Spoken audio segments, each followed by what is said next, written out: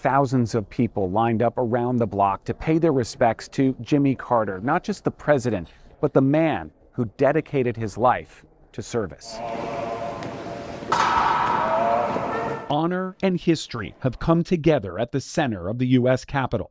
Ordinary citizens and former Carter administration officials, shoulder to shoulder, in silence and gratitude. What thoughts went through your head when you were there in that moment of silence? Just the loss of a friend. Robert Coughlin served in President Carter's Environmental Protection Agency. I think that President Carter was the only American president that's been able to use the White House as a stepping stone to higher things. For 4 years, he was the most powerful person on the planet. And then he spent the next 35 years helping poor people build houses. Outside, the line begins 2 blocks away from the Capitol. I typed Carter speeches, so I worked in the speechwriter's office.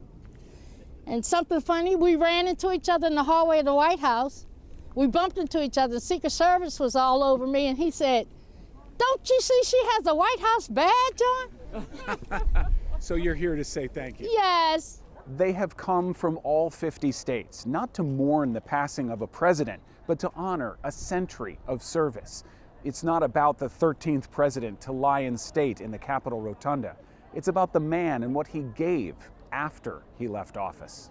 I think Jimmy Carter basically represents America. He grew up in a house when he was young that had no indoor electricity or plumbing, and went on to become the most powerful man in the world. Author Jay Hake served in Carter's White House and ran his presidential library. President Carter left office 44 years ago, and yet he's not only still relevant at this very moment, but there are people who weren't even born when he was president who are here celebrating his life. What does that mean to you? I do not think there will be another Jimmy Carter.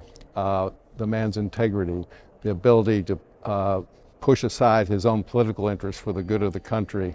Jimmy Carter was a man of the people. That is why just about anyone was allowed inside the U.S. Capitol to pay their respects, and over multiple days and even past midnight.